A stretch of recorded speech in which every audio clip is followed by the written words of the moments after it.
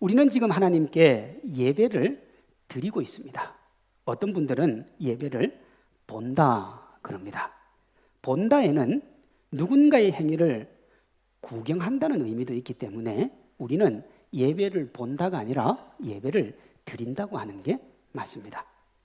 전하 찬양대 기도하는 사람들이 어떻게 하는가를 보기 위해 온 것이 아니고 우리를 구원하시고 여전히 삶의 주관자 되시는 하나님 높여드리고 하나님이 하시는 말씀 듣고 그 말씀에 기초한 삶을 살기 위해서 예배를 드리는 거죠. 이것은 성경에 예배를 뜻하는 말에 고스란히 녹아져 있습니다.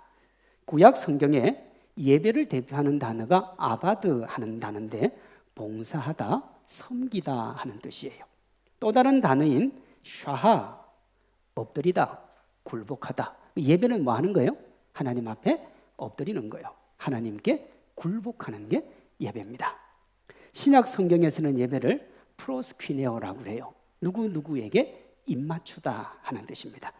1세기 당시 종이 주인에게 존경의 표시로 머리를 조아리며 그 발에 입을 맞춘 것을 가리키는 거예요. 프로스퀴네어. 우리가 주님에게 입을 맞추는 거예요. 영어는 예배를 워십이라고 하죠.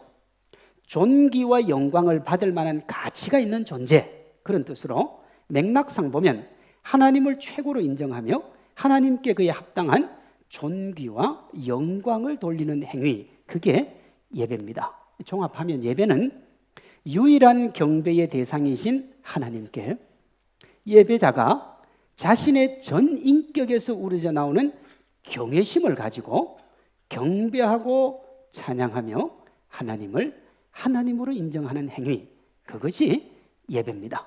초점이 나에게 있습니까? 하나님께 있습니까? 하나님께요. 하나님께요. 그러니까 우리가 예배를 드리고 난 다음에 오늘 예배는 왜 이렇게 시시한지 모르겠어. 목사님이 도대체 설교 준비를 한 거야, 안 한 거야?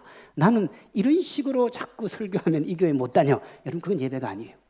그건 예배가 아닙니다. 왜냐하면 예배는 하나님 중심이지 나 중심이 아니기 때문에 그래요. 우리가 예배에서 주의 깊게 생각할 것은 뭐냐? 하나님께 우리의 전 인격에서 우러나오는 경외심을 드리는 거라는 거예요. 예배가 단지 주일날 예배를 드리는 행위에 국한되지 않는다는 겁니다.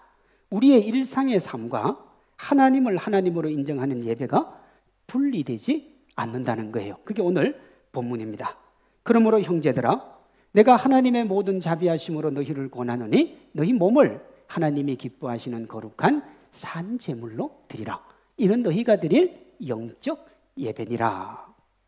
로마서가요 16장으로 되어 있는데 1장에서 11장까지는 우리가 어떻게 구원을 받았는지에 대한 내용이 나와요. 12장부터 16장까지는 구원받은 자가 어떻게 살아야 될 것인가 하는 것을 말합니다.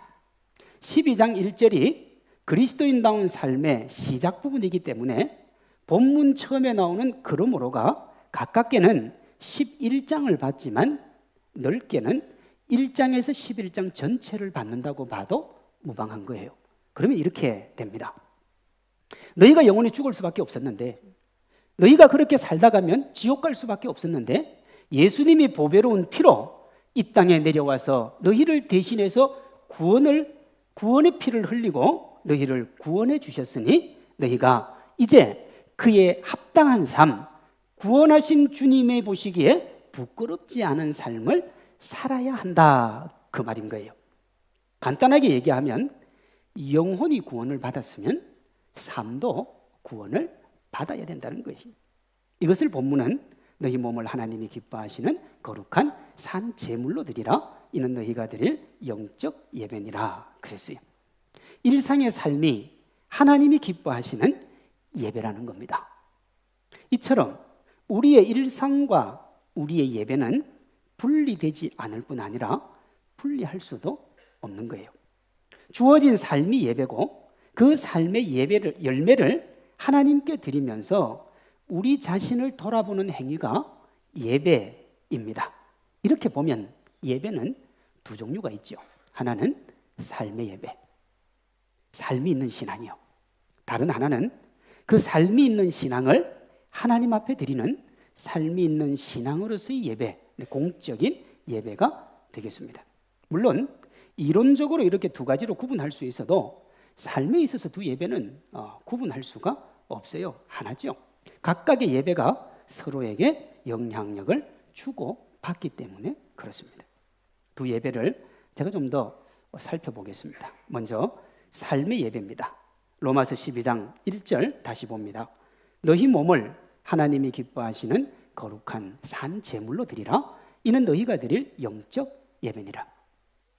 우리의 몸을 거룩한 산 제물로 드리는 것이 하나님께 드릴 영적 예배라는 말은 소극적으로는 우리 일상의 삶이 하나님 보시기에 부끄러우면 안 된다는 거예요.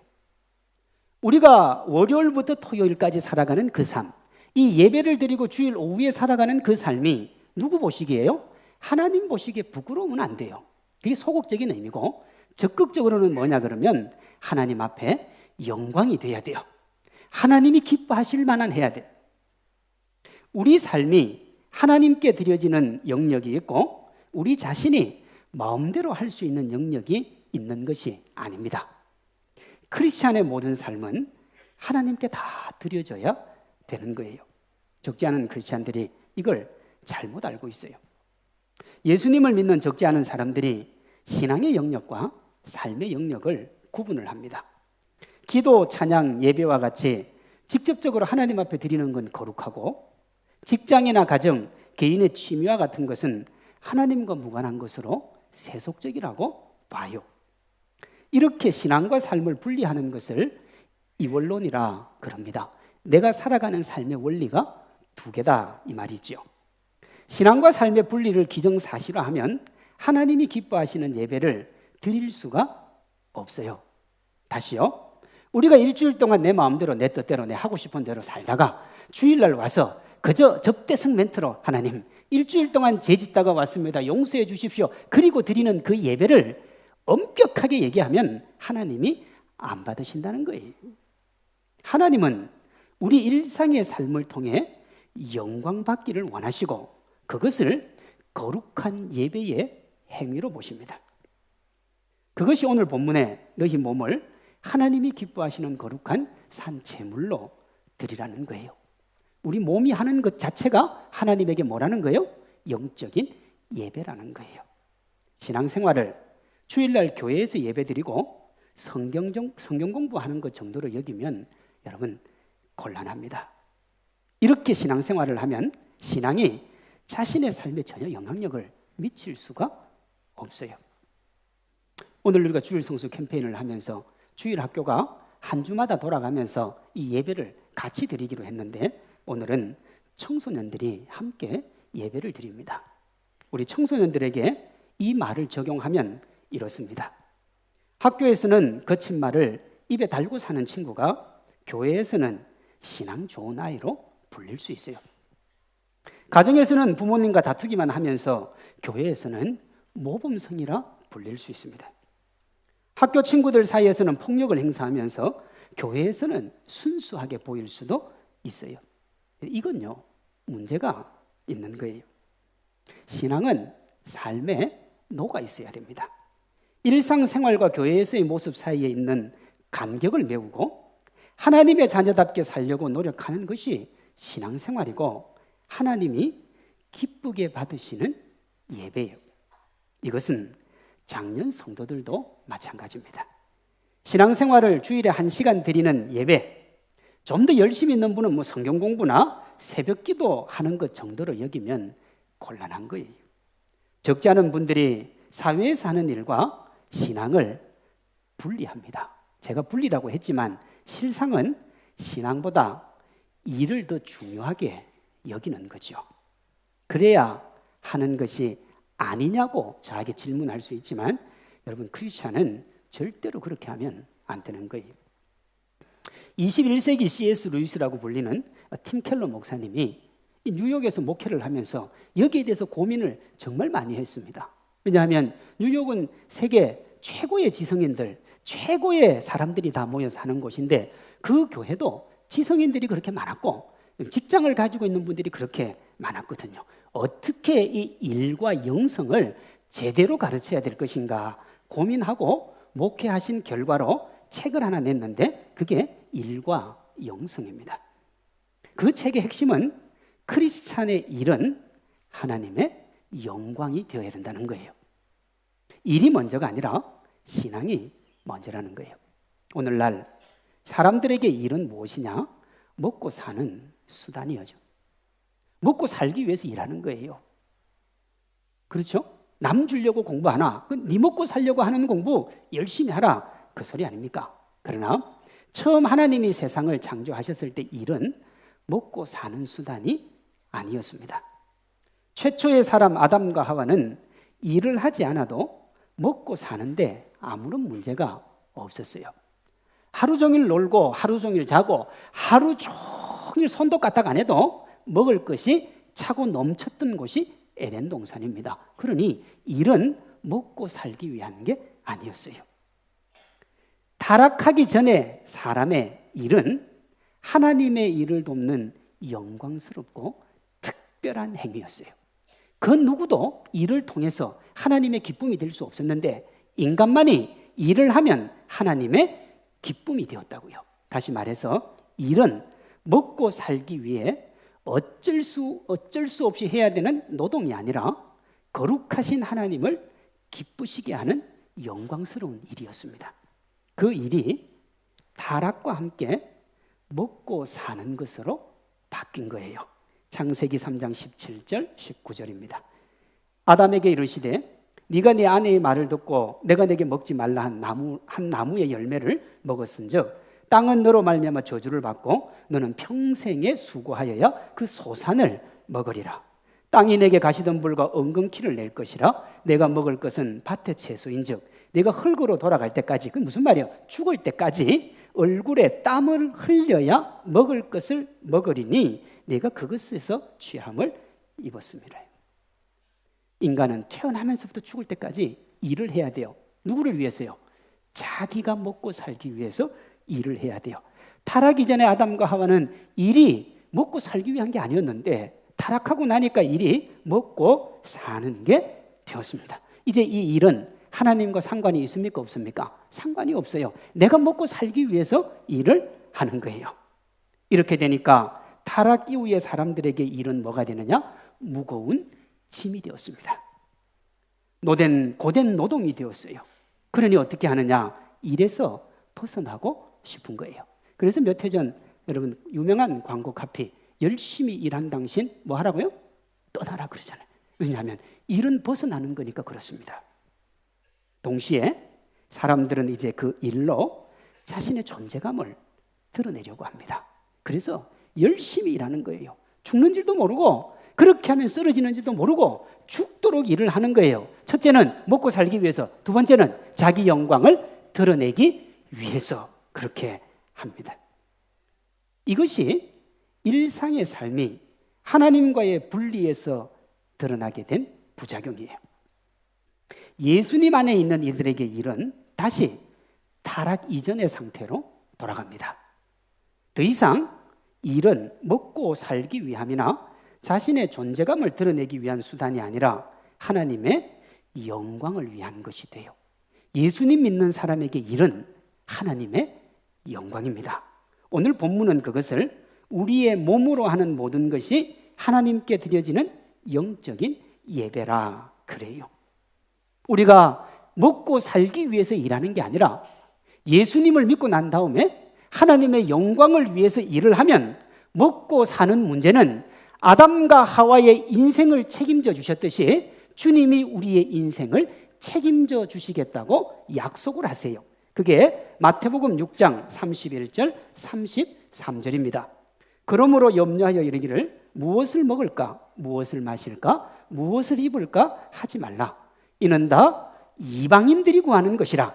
예수님 안 믿는 사람들은 여전히 무엇을 먹을까, 마실까, 입을까를 구할 수밖에 없어요. 예수님 모르는 사람은 일이 먹고 사는 것이고 일이 자기의 존재감을 드러내는 것이니까 계속 해야 돼요. 그래서 주님이 뭐라고 하시느냐? 그건 이방인들은 계속 그걸 구한다는 거예요. 그러나 너희 하늘 아버지께서 이 모든 것이 너희에게 있어야 할 줄을 아시느니라. 그런즉 너희는 먼저 그의 나라와 그의 의를 구하라. 하나님의 영광을 위해 일하라. 그리하면 이 모든 것을 너희에게 더하시리라. 여러분 오늘 집에 가셔서 마태복음 6장을 읽어보면 여기서 말하는 이 모든 것이 뭐냐 그러면 솔로몬이 이 땅에서 누린 영광이에요. 솔로몬이 이 땅에서 누린 그 영광을 내가 너에게 그냥 덤으로 주겠다는 거예요. 이를 뭘로 알면요? 하나님의 영광을 위한 것으로 알면. 성경의 가르침은 우리의 삶이 하나님을 드러내고 하나님께 영광이 되어야 한다는 거예요. 우리는 서두에서 하나님을 드러내고 하나님께 영광 돌리는 것을 예배라 그랬습니다. 그리고 방금 제가 우리의 삶이 하나님을 드러내고 하나님께 영광이 된다고 그랬으니까 삶이 곧 뭐가 되는 겁니까? 예배가 되는 겁니다. 하나님은 우리에게 우리의 삶이 예배가 되어야 한다 그렇게 말씀을 하시는 거예요. 제가 올해 5월 5일 어린이날 설교 때 우리의 삶이 예배가 되는 4단계를 가르쳐 드렸던 적이 있습니다. 첫째는 하나님의 말씀으로 분명하게 삶의 기준을 세우라는 거예요. 우리가 보고 판단하고 행동하는 기준이 성경이어야 된다는 거예요. 다음 단계, 말씀의 기준 위에 자신의 마음과 생각을 고정하라 그랬습니다. 우리의 마음과 생각이 말씀 위에 서 있으면 어떤 상황이 몰려와도 우리가 쓰러지거나 넘어질 이유가 없어요. 세 번째 단계는 말씀으로 세운 기준과 그 기준에 따른 마음과 생각에 맞도록 삶을 살아내라 그랬습니다. 그저 내가 들었는데 주일날 말씀을 듣고 아멘을 했는데 삶의 현장 가운데서 잊어버리지 말고 그 삶을 살아내라는 거예요. 그러면 네 번째 마지막 단계, 주변에 영향력을 끼치는 사람이 됩니다. 말씀을 흔들리지 않는 기준으로 삼고 마음과 생각을 그 말씀으로 채워서 먼저 자신이 그에 합당한 삶을 노력하고 시대 앞에 영향력을 끼치는 멋진 크리스찬 하나님의 사람들 되시기를 주님의 이름으로 축원합니다. 이것이 삶의 예배예요.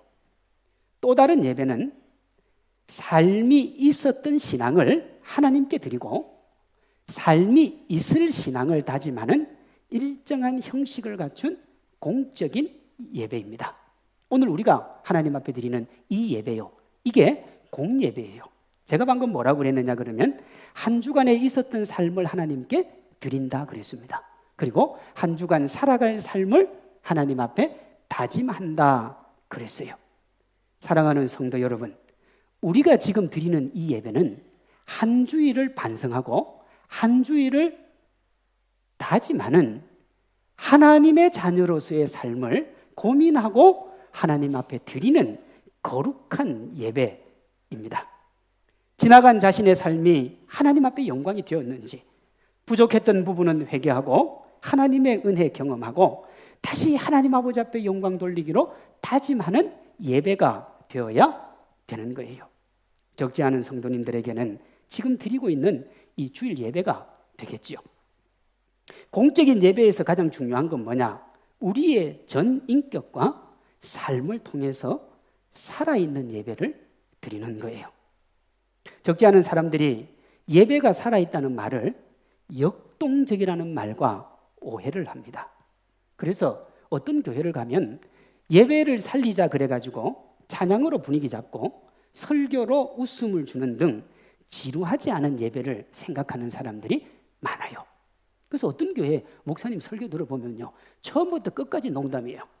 뽕짝도 불러드리고 뭐 별걸 다 해요. 성도가 즐거워야 된다는. 예배는 역동적이고 살아 있어야 된다는 거예요. 살아있는 예배에 살아있음은 여러분 그걸 의미하지 않습니다. 그런 의미가 전혀 없는 것은 아니지만 살아있는 예배의 핵심은 예배를 드리는 사람이 자신의 삶을 전인격적으로 하나님 앞에 드리는 것, 그걸 살아있다 그러는 거예요. 오늘날 교회가 예배 시간에 가장 많은 비중을 두는 찬양도 살아있는 예배에 도움이 될 수는 있어도 핵심은 아니에요. 공적인 예배의 예배됨은 예배를 드리는 개인이 한 주간 동안 어떻게 살았는가, 그리고 그 삶을 하나님 앞에 어떻게 드리느냐가 중요합니다. 예배자가 살아있으면 어떤 형태의 예배라도 그 예배는 살아있는 예배가 돼요. 지금으로부터 2000년 전의 예배 스타일을 가지고 와서 예배를 드려도 예배자가 살아있으면 그 예배는 살아있는 예배입니다. 반대로 예배자가 병들면 어떤 형태의 예배를 드려도 그 예배는 죽어있는 예배예요. 예배자의 문제라니까요. 순서나 형식이나 내용이 아니라 예배자예요. 이와 관련해서 요한복음 4장 24절은 이렇게 말합니다. 하나님은 영이시니 예배하는 자가 영과 진리로 예배할지니라. 예배는 영과 진리로 할 때만 하나님이 받으신다는 거예요.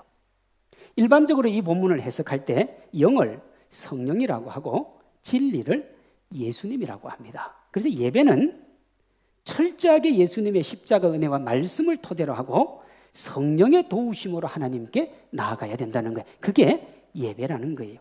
이것을 예배자의 입장에서 말하면 전심으로라는 단어가 됩니다. 시편에 보면 이 단어가 많이 나오거든요. 예배는 어떻게 드려야 된다고요? 전심으로요. 전심으로. 예?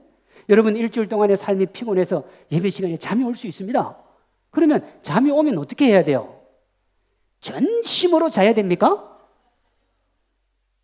전심으로 예배를 드리기 위해서 내려오는 눈꺼풀을 막아내야 되는 거예요. 그게 예배자예요.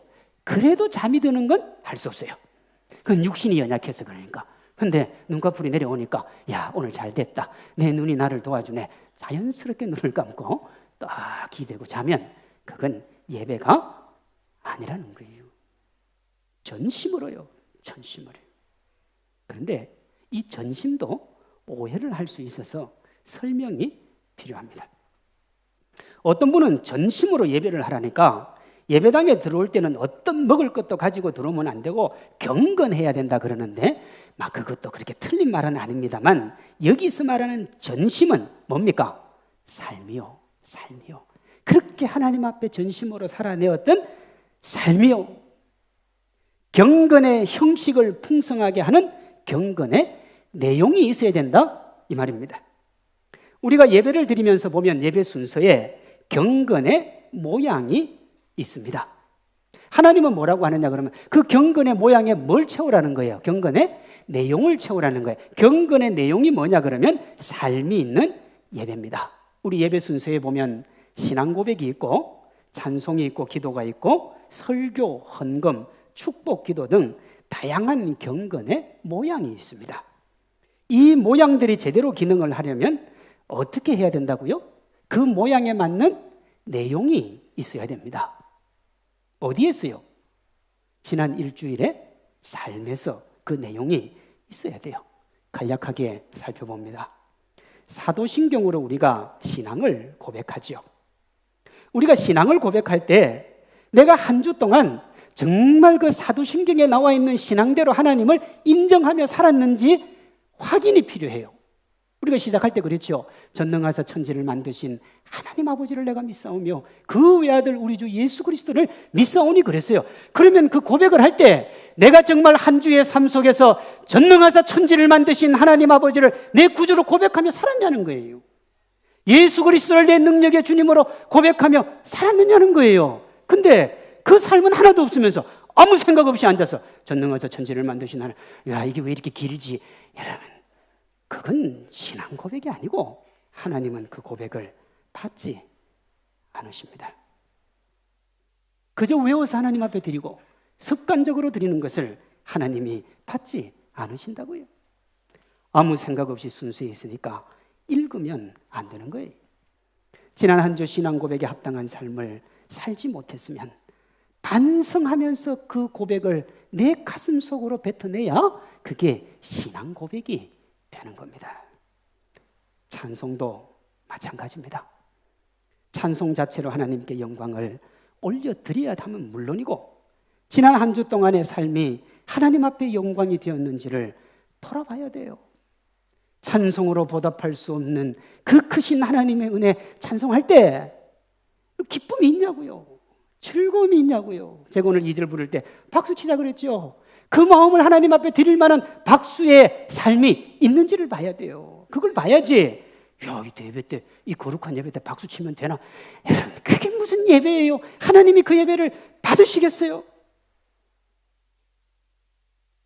전혀 하나님의 영광과 다르게 살았으면서도 너무 자연스럽게 하나님을 찬양하는 모습을 보면서 하나님이 뭐라고 하시겠어요? 야, 나는 네가 찬송하는 거 듣기도 싫다. 나는 네가 눈 감고 있는 거 보기도 싫다. 제발 그거 하기 전에 삶을 좀 살아다오. 내가 원하는 삶을 네 삶의 영역에서 조금만 살아다오. 하나님이 아마 우리에게 그걸 원하시지 않겠어요? 대표기도나 찬양대원들도 마찬가지입니다. 대표의 자리가 부끄럽지 않아야 돼요. 하나님이 대표로 세워준 거잖아요. 설교는 개신교에서 예배 형식 중에 가장 중요한 부분입니다. 하나님의 말씀으로 지난 한 주간의 삶을 돌아보고 앞으로 살아가게 될 삶의 거룩을 다짐하는 것이 말씀이거든요. 우리 모두가 신앙과 삶의 일치를 추구하는 신실한 삶의 그 예배를, 공적인 예배를 통해 온전히 하나님께 드리고 우리 모두가 신실하고 멋진 예배자의 기쁨 누리시기를 소망합니다. 우린 지금까지 일상의 삶이 예배가 되어야 되고 이 삶의 예배를 온전히 하나님께 올려드리는 행위가 형식을 갖춘 공적인 예배다 그랬습니다. 주일 성수 캠페인이 주일에 드리는 예배를 중심으로 진행이 되지만 그 의미는 주일날 예배를 드리는 것을 넘어서 일상의 삶을 점검하여 우리를 하나님께 바로 세우는 캠페인이 되어야 되겠습니다. 하나님을 하나님으로 인정하는 예배가 우리의 신앙의 출발이면서 끝이에요. 하나님께 예배 드림으로 하나님을 아버지라고 고백하고 하나님께 예배를 드림으로 우리의 삶이 주님의 것임을 고백하는 그 멋진 예배요. 하나님이 기뻐하시고 본인도 행복한 예배자가 되기 위해서 우리 한 달 동안만이라도 다음 세 가지를 꼭 다짐했으면 좋겠습니다. 첫째, 어떤 일이 있어도 주일 예배를 드리자. 어떤 일이 있어도.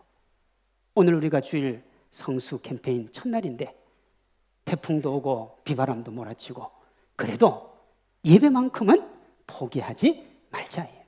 둘째, 10분 정도 일찍 와서 예배를 준비하십시오. 10분 정도 일찍 와서 내가 한 주 동안 제대로 살았는지, 내가 이 예배 순서를 지키며 나아갈 때 여기에 부끄러운 것은 없는지, 어떤 것은 없는지 한번 돌아보시고 먼저 하나님께 회개하시고 그렇게 준비하며 드리는 예배, 그것이 하나님이 기뻐하시는 예배요. 마지막으로요, 예배 순서 하나하나에 집중을 하십시오. 그 예배 순서 하나하나가 일주일 동안 삶을 압축해서 놓는 거잖아요. 그러니 하나하나 집중해서 그렇게 하나님께 최선을 다해서 드리십시오. 오늘부터 4주 동안 우리 모두가 신앙과 삶의 일치를 추구하는 삶이 있는 신앙의 예배를 하나님께 올려드림으로 멋진 예배자가 되고 하나님이 주시는 축복 마음껏 받아 누리는 믿음의 주인공들 되시기를 주님의 이름으로 축원합니다.